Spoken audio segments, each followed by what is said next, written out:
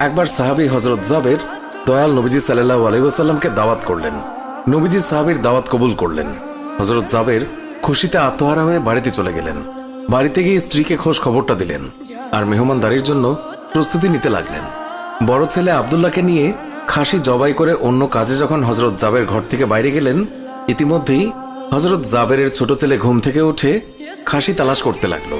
বড় ভাই তাকে জানায় খাসিটিকে জবাই করা হয়েছে। ছোট ভাই বায়না ধরলো, খাসি কিভাবে জবাই করে আমাকে তা দেখাও। অগত্যা বড় ভাই ছুরি হাতে করে ঘরের পেছনে গিয়ে বলল, এখানে জবাই করা হয়েছে। ছোট ভাই জানতে চাইল কিভাবে। বর্ণনা করে বোঝাতে না পেরে অবশেষে বড় ভাই বলল, তাহলে তুমি মাটিতে শুয়ে পড়ো, আমি তোমাকে দেখাই।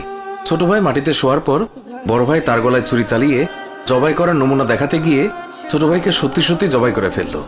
বড় ভাই যখন দেখল ছোট ভাইয়ের গলা থেকে রক্ত গড়িয়ে পড়ছে, সে ছটফট করতে করতে একসময় নিস্তেজ হয়ে গেছে।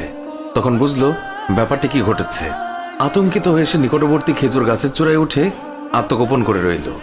এদিকে হযরত জাবের পুত্রদের খোঁজে বাড়ির পেছনে এসে ছোট ছেলের অবস্থা দেখে থমকে গেলেন। অতঃপর তাকে বুকে করে স্ত্রীর কাছে গিয়ে বললেন, তাড়াতাড়ি একটি কম্বল নিয়ে এসো, বাচ্চাটিকে শুইয়ে দিই। স্ত্রী রক্তমাখা সন্তানের লাশ দেখে চিৎকার করে কাঁদতে লাগলেন।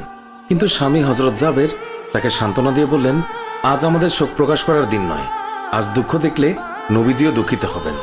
অতএব ধৈর্য ধারণ করো, কষ্ট করে হলেও মুখে হাসি ফুটিয়ে তোলো। তারপর তারা দুজনে মিলে ছোট ছেলেকে কম্বলে মুড়ে রান্নাঘরের পেছনে রেখে আসলেন। স্ত্রী রান্নার কাজে মন দিলেন। হযরত জাবের বের হলেন বড় পুত্র আব্দুল্লাহর খোঁজে। বাড়ির পেছনে গিয়ে ছেলের নাম ধরে জোরে ডাক দিলেন। গাছের উপর আত্মগোপন করে বড় ছেলে সব ঘটনা প্রত্যক্ষ করছিল আর ভয়ে কাঁপছিল। পিতার ডাক শুনে ভাবল, এখন পালাতে না পারলে আব্বার হাতে ধরা পড়তে হবে। ধরা পড়লে আর রক্ষা থাকবে না। পালানোর উদ্দেশ্যে গাছ থেকে লাফিয়ে পড়ে আঘাতপ্রাপ্ত হয়ে সেও মৃত্যুর কোলে ঢলে পড়ল। পিতা কাছে গিয়ে দেখেন আব্দুল্লাহর দেহে প্রাণের স্পন্দন নেই। বড় ছেলেকে কোলে তুলে তিনি বাড়ির ভেতরে আসলেন। স্ত্রীকে বললেন আরেকটি কম্বল নিয়ে আসার জন্য। বড় ছেলের এই অবস্থা দেখে দরদিমা পুনরায় আর্তনাদ করে উঠলেন। স্বামী তাকে পুনরায় সান্ত্বনা দিয়ে বললেন, ধৈর্য ধরো, আজ আমাদের দুঃখ প্রকাশের দিন নয়, আজ আমাদের পরম আনন্দের দিন। দয়াল নবীজি অল্প কিছুক্ষণের মধ্যেই আমাদের ঘরে তাশরিফ রাখবেন। তারপর দুজনে মিলে বড় ছেলের লাশও কম্বলে মুড়ে ছোট ছেলের লাশের পাশে রাখলেন।